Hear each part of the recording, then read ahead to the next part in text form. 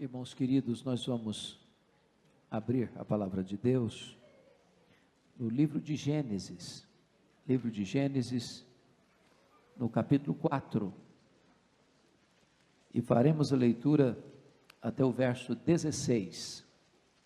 Gênesis, primeiro livro da Bíblia, capítulo 4. Gênesis, capítulo 4, versos de 1 a 16. Lido o texto, não feche sua Bíblia, eu preciso que você acompanhe comigo a exposição.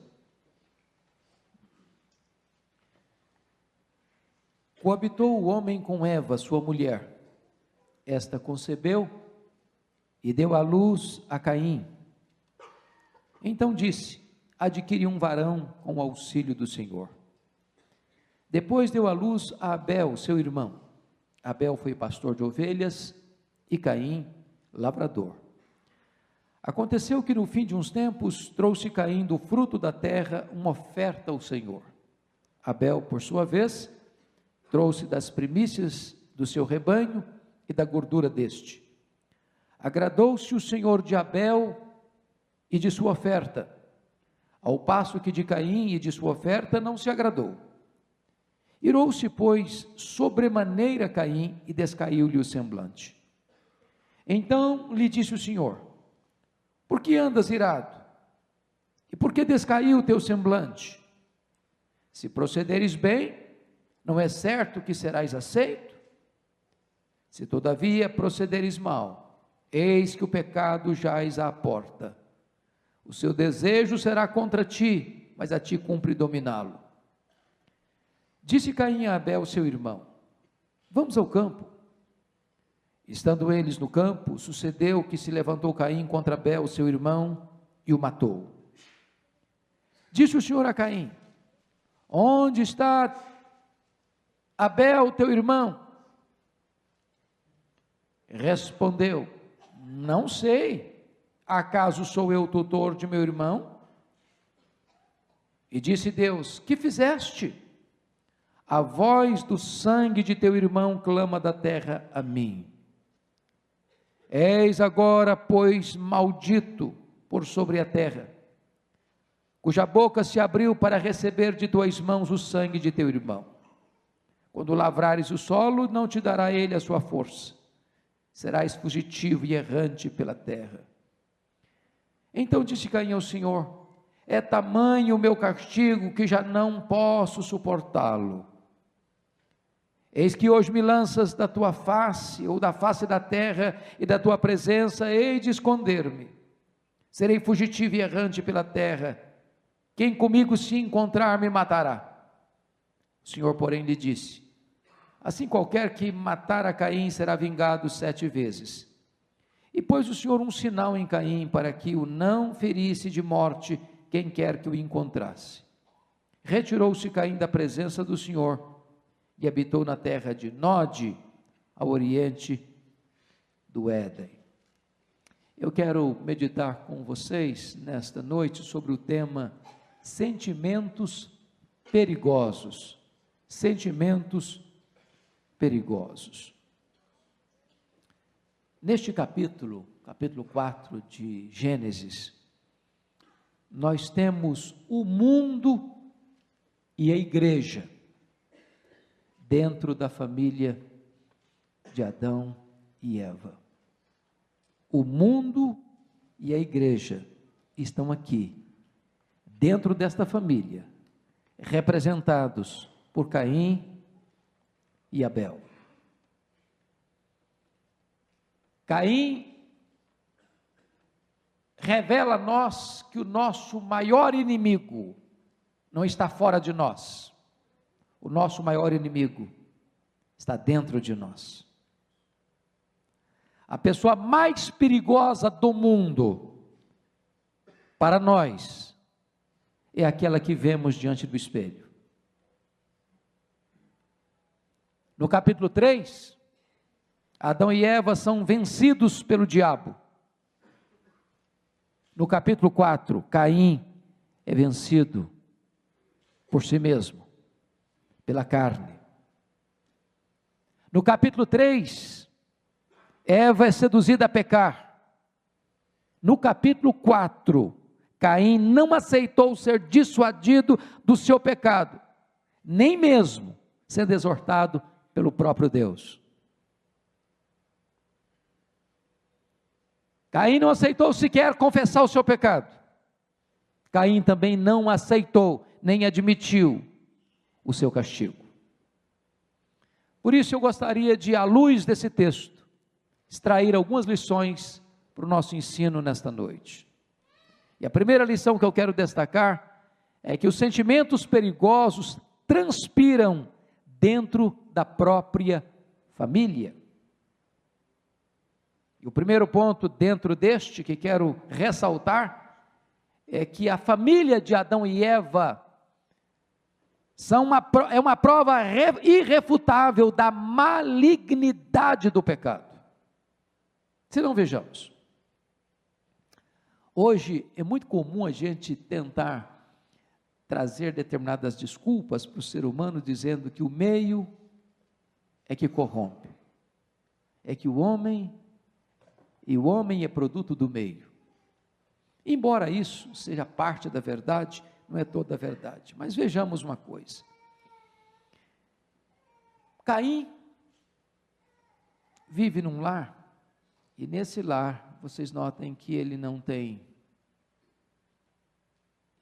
parentes, ele não tem amigos, ele não tem um meio corrompido, ele não tem uma sociedade devassa, a mídia não o corrompe, a sociedade não o corrompe, o meio não o corrompe.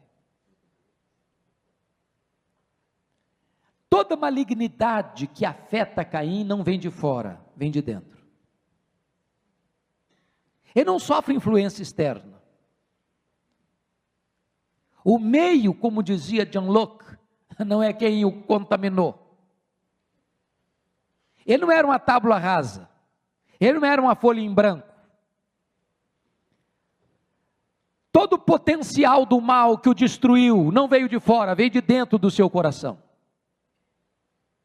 Ele era um ser potencialmente carregado do pecado que destruiu a sua vida. Nós poderíamos dizer que a verdadeira depravação total já estava lá, na sua própria vida.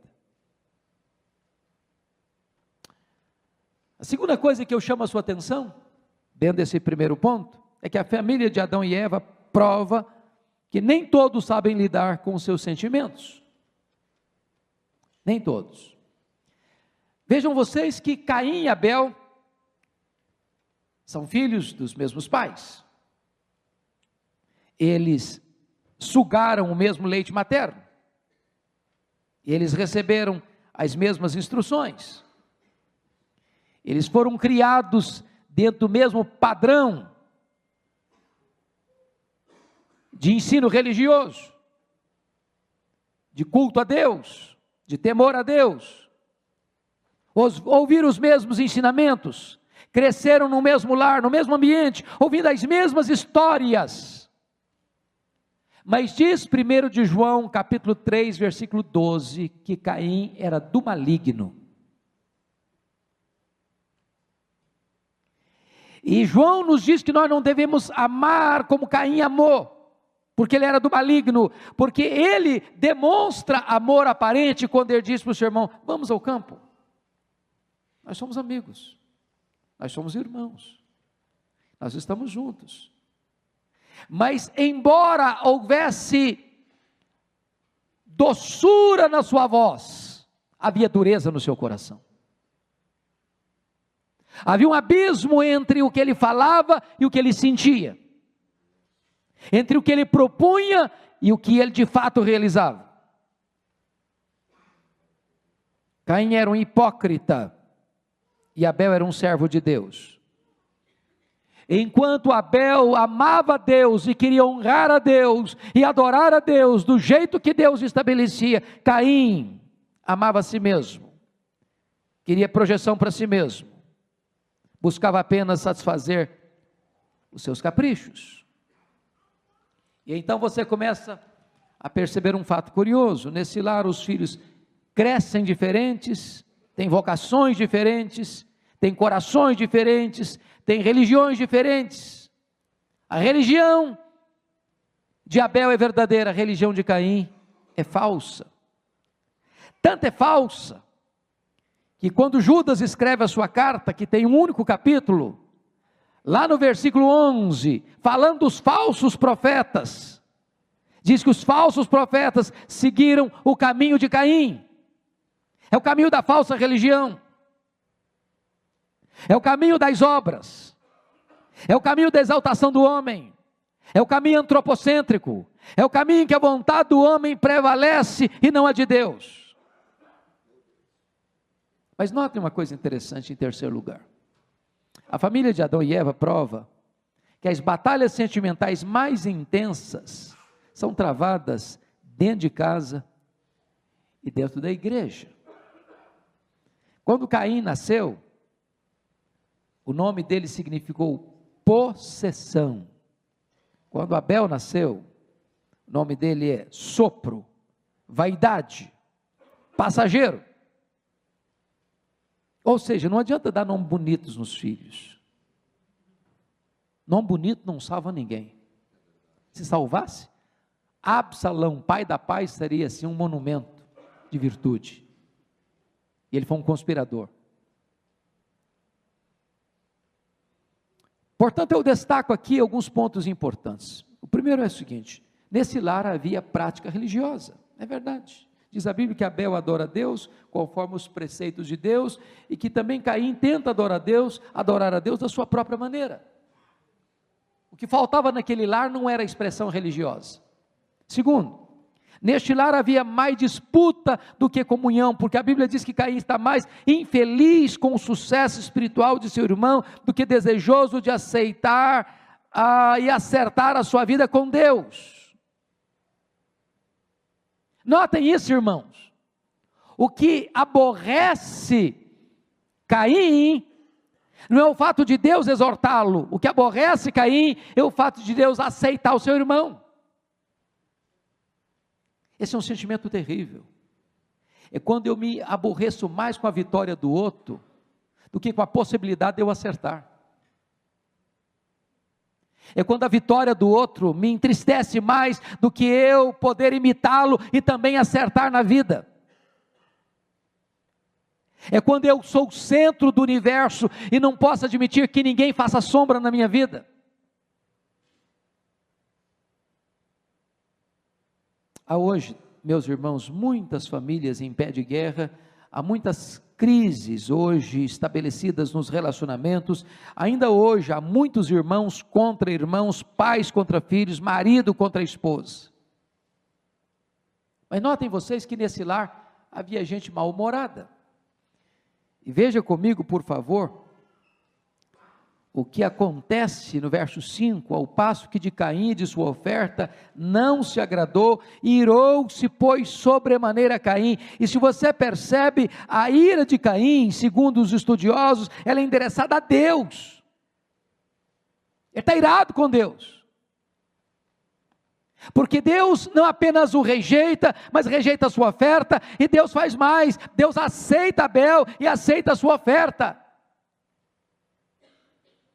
Ele não pode admitir o seu erro, ele não aceita a correção de rota, ele não tem disposição de aprender, ele não tem coração quebrantado, ele está cheio de ira, de uma ira acesa, que como um fogo devora e o destrói.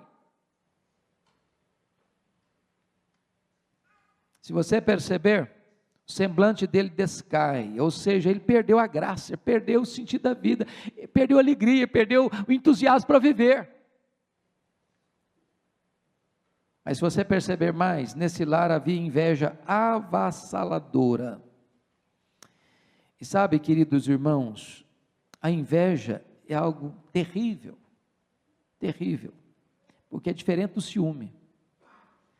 Uma pessoa, quando ela está em ciúme, ela quer ser igual a outra, ou ela quer o que é da outra, mas a inveja, ela não se sente feliz com o que a outra tem, ela está infeliz porque a outra tem, ela não quer o que é da outra, ela quer que a outra não tenha. Esse é o problema de Caim. Para o invejoso, qualquer vantagem que o outro tem é injusto. É a história lá do Saul e do Davi, quando as mulheres cantaram em Israel, Saul matou seus milhares, Davi matou seus 10 milhares, isso perturbou a vida dele, isso destruiu a vida dele, porque ele não pode admitir que tem gente que tenha um sucesso maior que o seu. O invejoso quer não que o outro tem, mas que o outro não tenha. Esse foi o problema do filho mais velho, irmão do pródigo. A infelicidade dele é que um símbolo aconteceu, não para ele, mas para o irmão, que era o bezerro cevado. Bezerro cevado era mais ou menos o seguinte: chegasse uma pessoa que você não gostasse na sua casa, você fazia um omelete, coisa rápida. Mas chegasse uma visita que você gosta muito, você vai lá e assa uma picanha. Agora, se chegasse alguém assim, que era o sonho da vida, alegria, contentamento, felicidade, então você matava o bezerro cevado. O bezerro cevado era um negócio assim, esperado, aguardado, era o dia, era a visita, era a pessoa, era o amigo, era a pessoa querida. Quando o pai mata o bezerro cevado para o irmão mais novo, isso entristece o filho mais velho.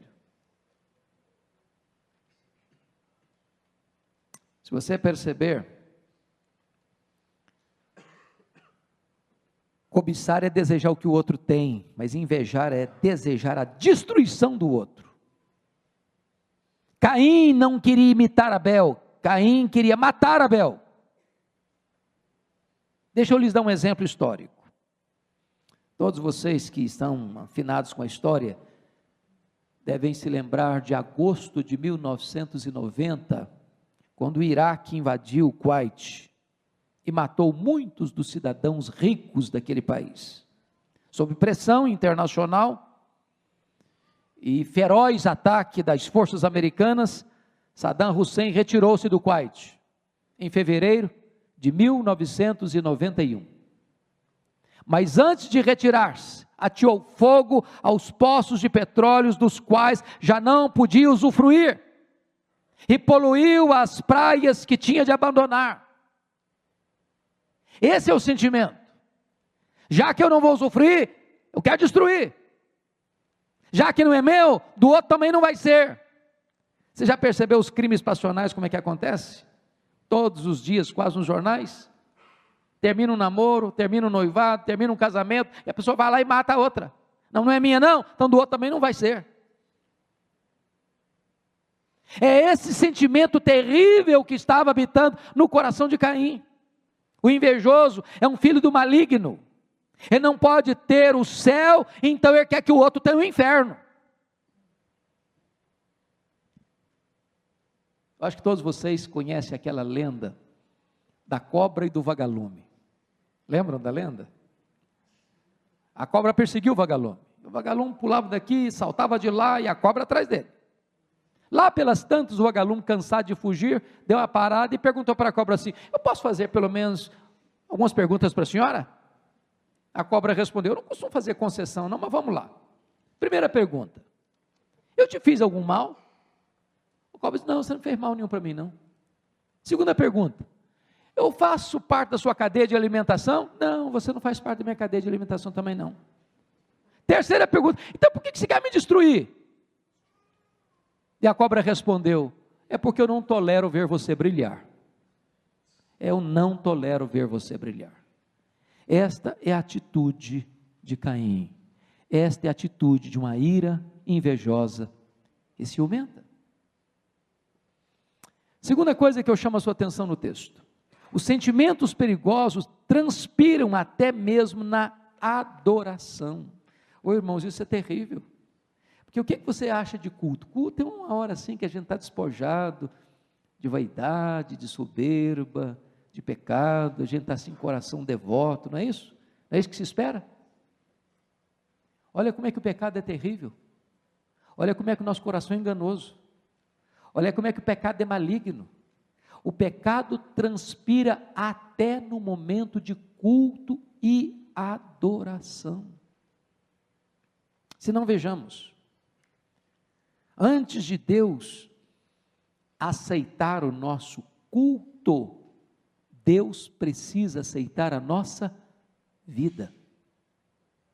Culto não é apenas aquilo que nós trazemos nas mãos, culto é aquilo que nós somos, em primeiro lugar.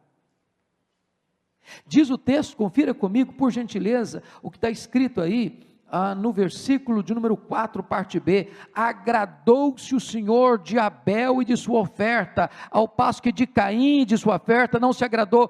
Não diz o texto que agradou-se o Senhor da oferta de Abel e da sua vida, e desagradou-se o Senhor da oferta de Caim e da sua vida, mas diz o texto que Deus se agradou de Abel e da sua oferta, e que Deus não se agradou de Caim e da sua oferta. Primeiro vem a vida, depois a oferta. Primeiro vem a vida, depois o culto. Não é o performance no templo que Deus olha o coração, Deus olha a intenção, Deus olha a motivação, Deus olha o que está dentro de nós, porque Deus quer verdade no íntimo. Oh, irmãos queridos, quão solene é isso.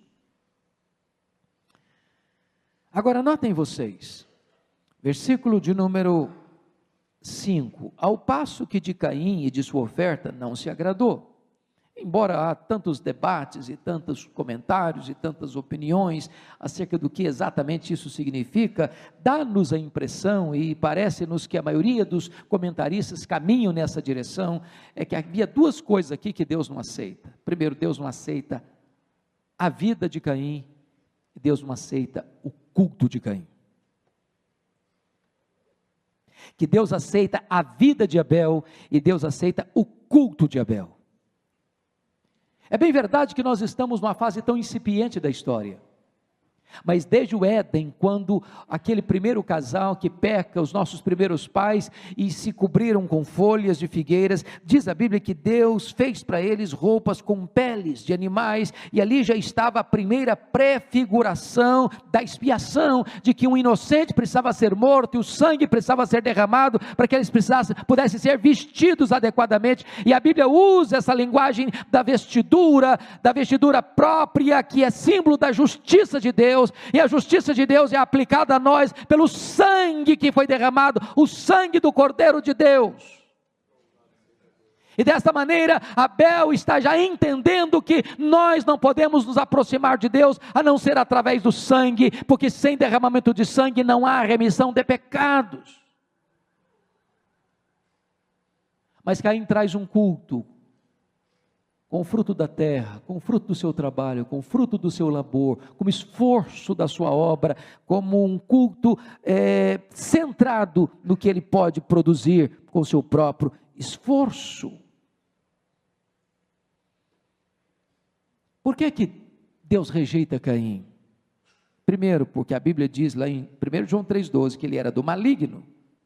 Segundo, Gênesis 4,5 diz que porque ele estava mal-humorado, ele estava cheio de ira, ele era um homem cheio de inveja. E no versículo 7 Deus vai além e diz o seguinte: se procederes bem, não é certo que serás aceito, se todavia procederes mal, eis que o pecado jaz à porta. Então preste atenção nisso, irmãos.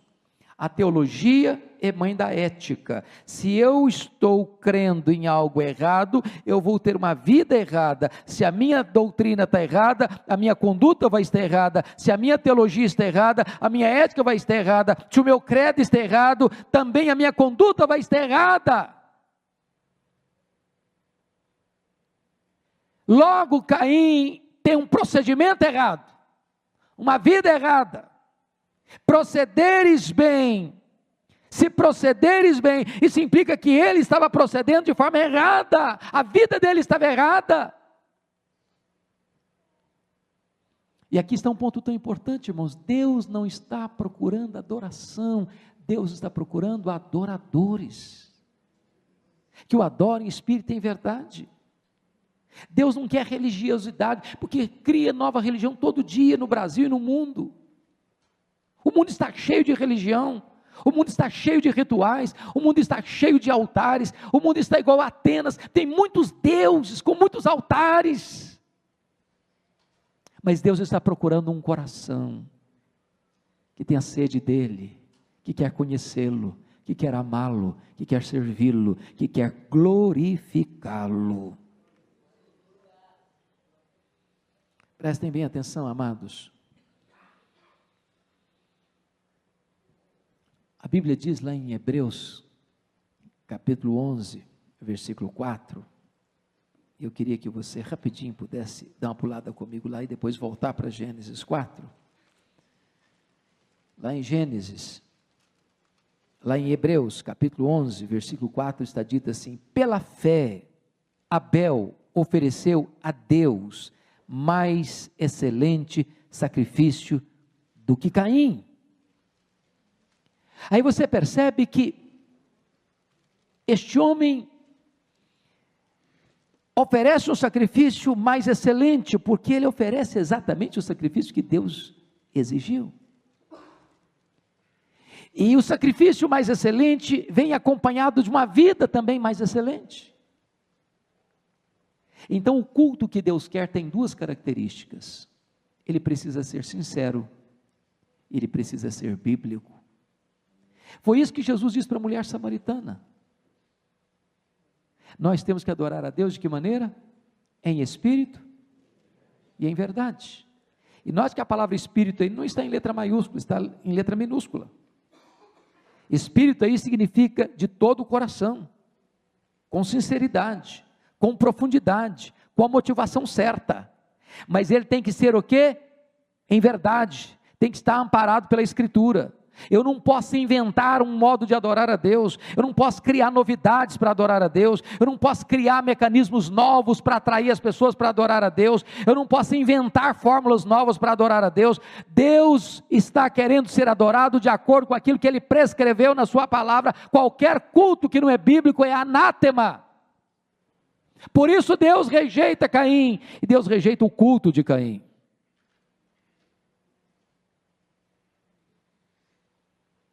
Mas eu quero olhar um terceiro ponto nessa mensagem. Os sentimentos perigosos se agravam quando desprezamos as advertências de Deus. Volta lá para Gênesis 4, por favor. Versículo 7. Versículo 7.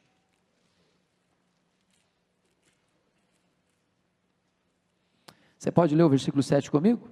Vamos juntos? 6 e 7, por favor. Então lhe disse o Senhor: por que andas irado? E por que descaiu o teu semblante? Se procederes bem, não é certo que serás aceito? Se todavia procederes mal, eis que o pecado jaz à porta. O seu desejo será contra ti, mas a ti cumpre dominá-lo. Veja você que Caim é chamado ao arrependimento, mas Caim, a despeito de ser repreendido, exortado por Deus, ele não se humilha, ele não se quebranta, ele não emenda os seus caminhos, ele não obedece. Agora, irmãos, nós estamos estudando aqui hoje, não é por causa de Caim, é por causa de você, é por causa de mim.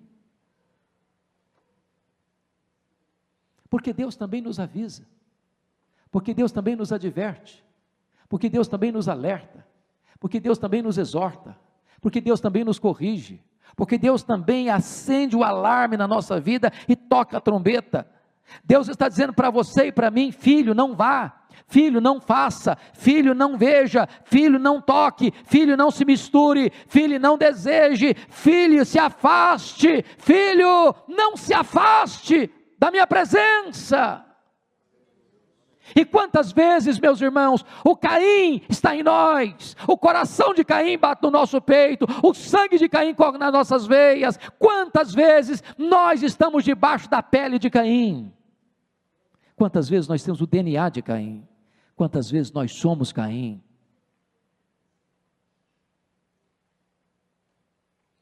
Notem vocês,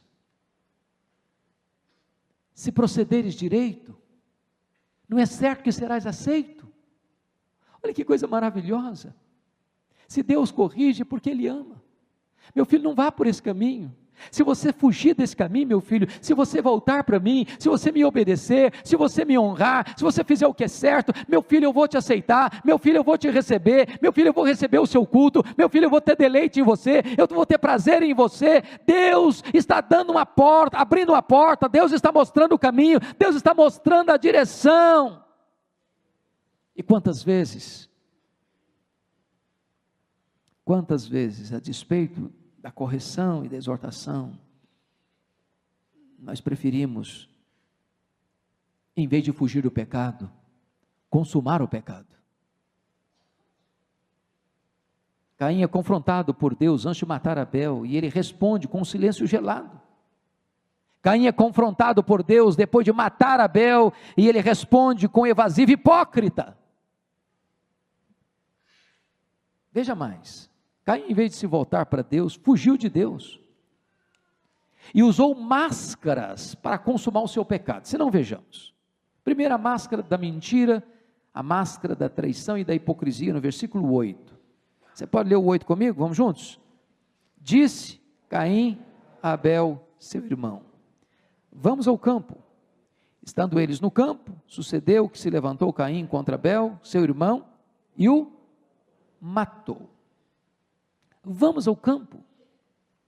O que tem por trás dessas palavras, vamos ao campo?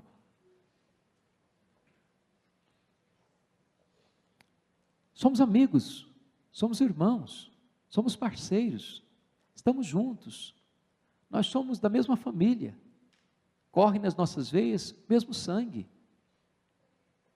nossos pais são comuns, estamos caminhando na mesma estrada. E aí você percebe que se usa uma máscara para atrair, uma armadilha para apanhar, uma rede para pegar. Ele se disfarçou de amigo, ele se dissimulou, ele enganou, ele premeditou o crime, não foi um impulso repentino, ele alimentou no coração o ódio, ele odiou não apenas Abel, porque Abel praticava o mal, ele odiou Abel, porque Abel praticava o bem. Isso aqui é mais demoníaco, ele era do maligno, porque o que ele está odiando não é o erro, não é o mal, não é o pecado, é a santidade, é o acerto, é a piedade. Para odiar o bem, irmãos, tem que ser demoníaco.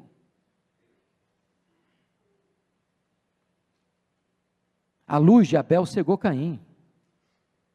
O exemplo de Abel gestou a morte no coração de Caim.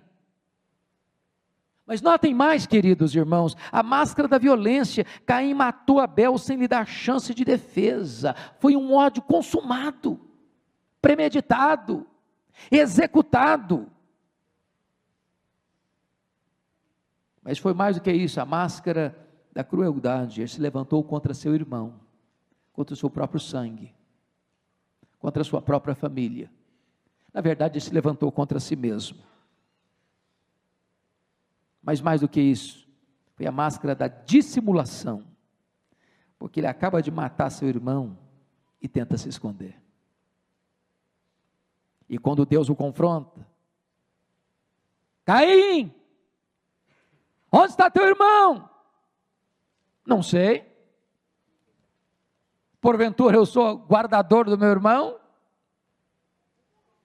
O sangue do teu irmão clama desde a terra aos céus. Pior do que pecar é não admitir que pecou. Pior do que pecar é tentar esconder o pecado. Pior do que pecar é não reconhecê-lo, não se arrepender, não abandonar o erro, é permanecer no pecado. Esse foi o caminho de Caim.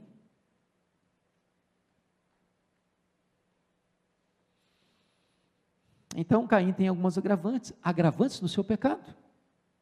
Ele matou seu próprio irmão, a quem devia proteger. Abel era um bom irmão, a quem ele devia imitar. Deus o dissuadiu a não cometer o crime. Mas Caim mascarou-se de amigo e cruelmente matou seu irmão. Por isso, irmãos, eu quero olhar agora o que está aí no versículo 7, para você parar um pouquinho e pensar comigo. Porque nós estamos tratando hoje, não é de Caim, é da nossa vida. Então bota o seu nome aí no versículo 7. Se procederes bem, Hernandes, se procederes bem, José, se procederes bem, Marta, se procederes bem, João, se procederes bem, Manuel, se procederes bem, não é certo que serás aceito? O que é que hoje na sua vida precisa ser corrigido? Que caminho hoje precisa ser emendado na sua vida? O que é que hoje você e eu estamos fazendo que não está agradando a Deus, e Deus hoje pela sua palavra está nos exortando? Fuja desse caminho, tire essa mágoa do coração, tire esse ódio do coração, acabe com esse sentimento. Se procederes bem, não é certo que serás aceito? Agora, se não procederes, se todavia procederes mal, eis que o pecado jaz à porta, o seu desejo será contra ti. Para um pouquinho para pensar nisso, o seu desejo será contra ti. O que é o pecado, irmãos? Não é um desejo, não é um impulso que às vezes vem assim, dá vontade de fazer, mas se você fizer a sua vontade, você vai estar agindo contra você vai estar destruindo você vai estar arruinando você vai estar laborando contra você mesmo, você vai estar trabalhando contra você mesmo, você vai estar destruindo a sua própria vida. Esse é o engano do pecado. Ele produz em nós uma vontade, ele produz em nós um desejo, ele produz em nós uma necessidade pronta, imediata, urgente, e se você atender esse desejo, você vai atender esse desejo para destruir a sua própria vida.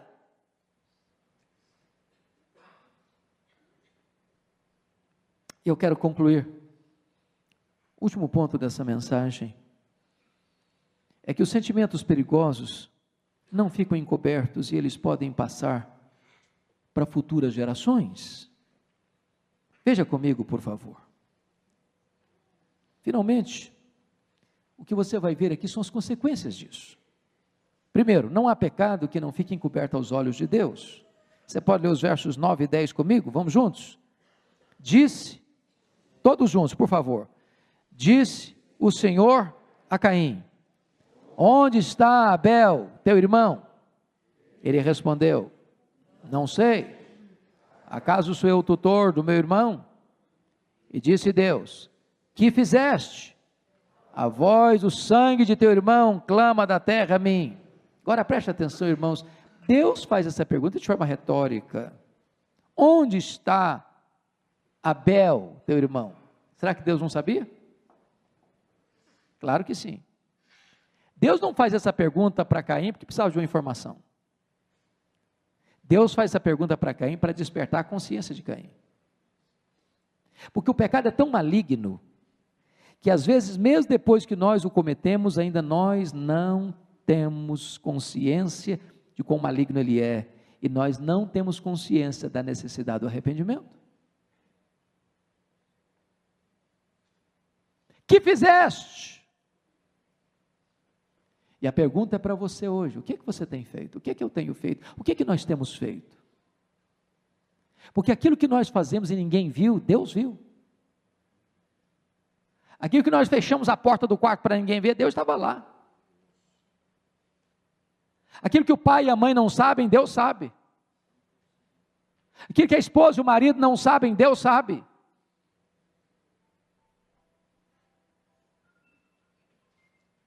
Deus viu Adão e Eva no Éden, quando comeram do fruto proibido.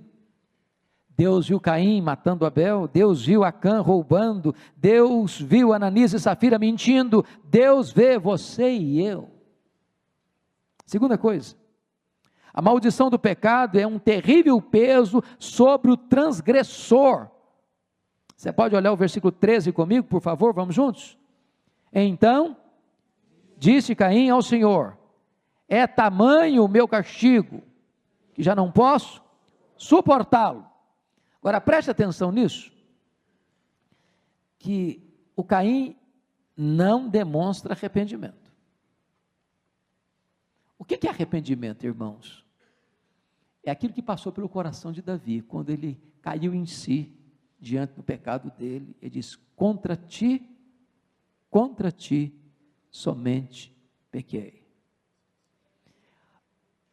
Caim não está nem um pouquinho angustiado porque ele ofendeu a Deus.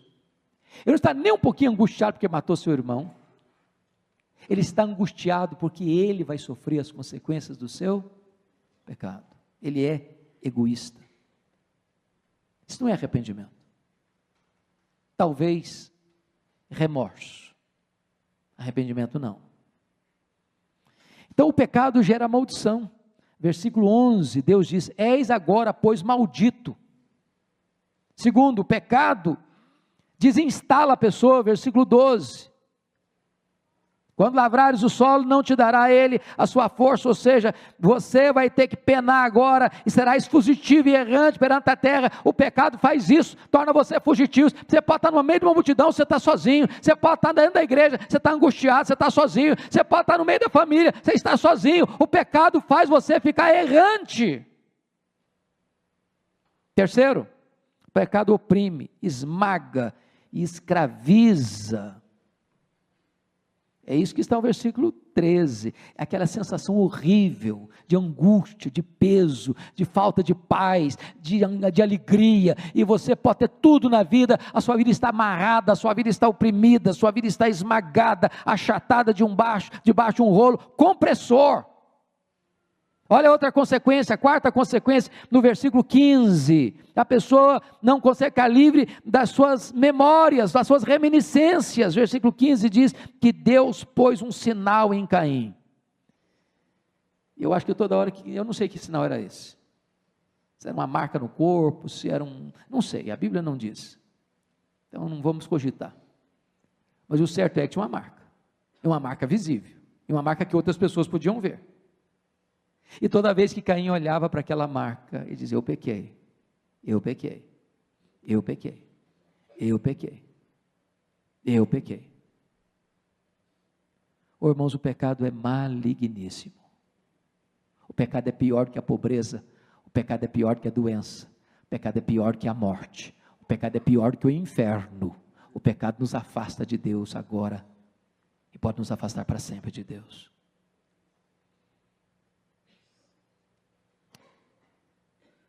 Olha a consequência, versículo 16, ele não consegue ter intimidade com Deus. Retirou-se Caim da presença do Senhor e habitou na terra de Nod, ao oriente do Éden. Retirou-se Caim de quê? Da presença de Deus. O pecado faz separação entre nós e o nosso Deus. Mas sabe por que isso acontece, meu irmão? Porque faltou o quê? Arrependimento. É por isso que para você e para mim essa palavra é de esperança. Porque se houver arrependimento no nosso coração, a Bíblia diz que Deus é rico em perdoar e tem prazer na misericórdia.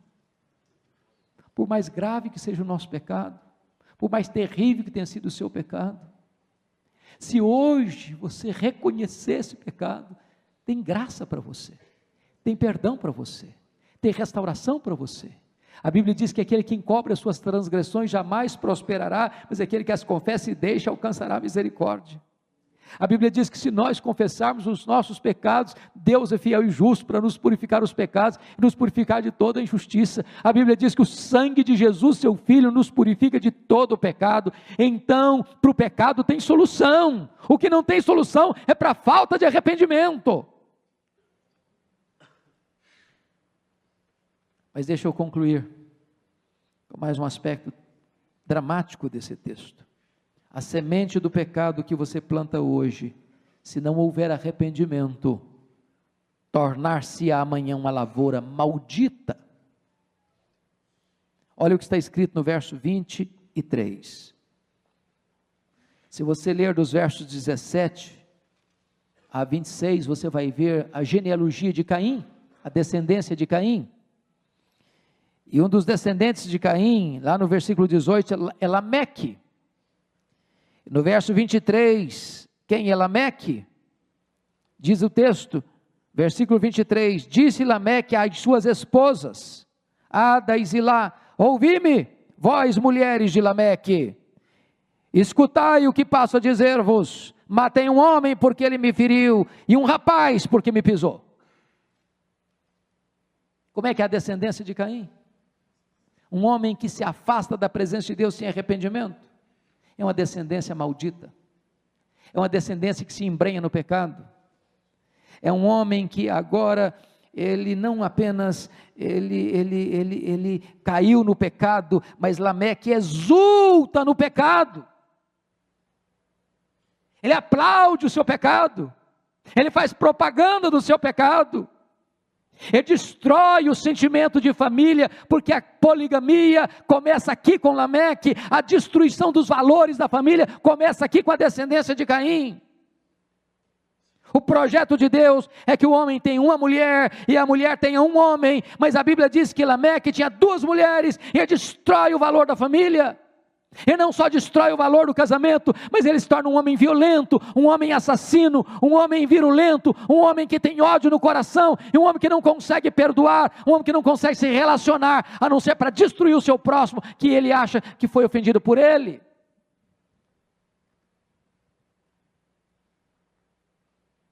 Sabe o que a Bíblia vai dizer? Olha comigo no versículo 26, para a gente encerrar. Aí depois que Caim mata Abel, que Caim foge da presença de Deus, que a sua descendência se corrompe na terra, eu gostaria que você lesse comigo versos 25 e 26, vamos lá? Tornou Adão a coabitar com sua mulher, ela deu à luz um filho, a quem pôs o nome de Sete, porque disse ela, Deus me concedeu outro descendente, em lugar de Abel, que Caim matou. A Sete nasceu-lhe também um filho, ao qual pôs o nome de Enos. Daí se começou a invocar o nome do Senhor. Aí é o quê? Continuou? Não, aí começou. Começou. Sabe o que significa isso? Que Caim não andou com Deus. Caim saiu da presença de Deus. A descendência de Caim saiu da presença de Deus, não conheceu a Deus, se desviou de Deus, foi uma geração maldita, que só quando nasceu Sete, se começou a invocar o nome do Senhor.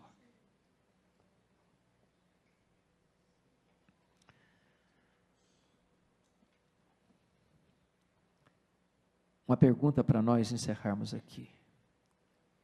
O que nós estamos semeando hoje é o que se vai colher amanhã. Que semeadura nós estamos fazendo hoje na nossa família, na nossa descendência? Como serão nossos filhos? Como serão nossos netos? Como serão nossos bisnetos? Quando Deus olhou para a descendência de Caim, ela se corrompeu. Se corrompeu, se corrompeu, se corrompeu, até que Deus precisou intervir no mundo com juízo. Mas hoje, irmãos, nós podemos tomar um outro caminho, diferente do caminho de Caim. Hoje Deus está nos exortando, hoje Deus está nos alertando, hoje Deus está nos corrigindo, hoje Deus está nos chamando para acertarmos a nossa vida com Ele. Hoje Deus está nos chamando para andarmos com Ele. Hoje Deus está nos dando uma nova chance, uma nova oportunidade de emendarmos os nossos caminhos e acertarmos a nossa vida com Ele.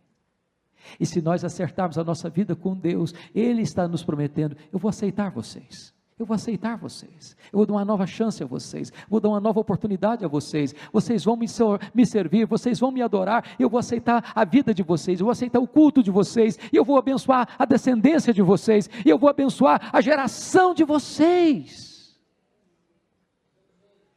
Que Deus nos ajude a ouvirmos a voz de Deus nesta noite. Eu preciso. Eu sei que você também precisa. Eu queria nesta noite, irmãos, já que estamos tratando de culto, o culto que Deus agrada, E o culto que Deus agrada é a nossa vida em primeiro lugar. Quem sabe você pudesse vir aqui à frente para nós orarmos juntos. Se você quer isso, fala, Senhor, eu quero, eu preciso. E a oferta que eu quero trazer hoje é a minha vida, Senhor, é o meu coração. Eu quero uma descendência santa, Senhor. Eu quero andar contigo, eu não quero fugir da tua presença, eu quero andar contigo, eu quero estar na tua presença. Eu não quero endurecer meu coração. Eu não quero ter uma cerviz dura, Senhor. Porque a Bíblia diz que aquele que é exortado muitas vezes endurece a sua cerviz, é quebrado sem que haja cura. Hoje Deus está nos dando a oportunidade de sermos tratados, de sermos curados, de sermos restaurados, de recomeçarmos uma caminhada nova com Ele.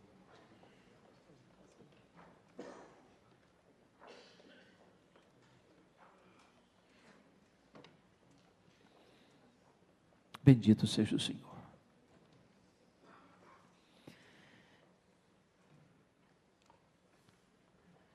Ah, Senhor Deus, nós não somos melhores do que Caim. O pecado é terrível, o pecado é enganoso, o pecado é maligníssimo. O pecado nos seduz, o pecado nos atrai, o pecado é uma armadilha para nós, e nós estamos aqui, Deus, para te pedir misericórdia, porque não queremos nos apresentar a Ti, carregando, Senhor, no nosso coração, este elemento destruidor da nossa alma. Nós estamos aqui, Deus, quebrantados sob a luz da Tua face, pedindo-te, tem compaixão de nós. Não permita que justifiquemos o nosso pecado, que nos desviemos da Tua presença por causa do nosso pecado, mas para que abandonemos o pecado para estarmos na Tua presença. É da Tua presença, Senhor, que nós necessitamos. É da luz do Teu rosto que nós precisamos. Não permita que o nosso coração endureça, Senhor, não permita, em nome de Jesus, quebra a dureza do nosso coração. Nós queremos mais da Tua presença, nós queremos mais do Teu Espírito, nós queremos mais da Tua palavra, nós queremos mais santidade, nós queremos mais vida piedosa, nós queremos Te conhecer mais de perto, ó Deus da nossa vida. Nós queremos trazer nesta noite o nosso coração e Te oferecer, Senhor. Nós queremos que o nosso culto seja agradável na Tua presença. Senhor, corrige-nos naquilo que estamos falhando, disciplina-nos naquilo que estamos cometendo pecados contra Ti, ajuda-nos a andarmos em santidade, em novidade de vida, para a glória do Teu nome, Senhor.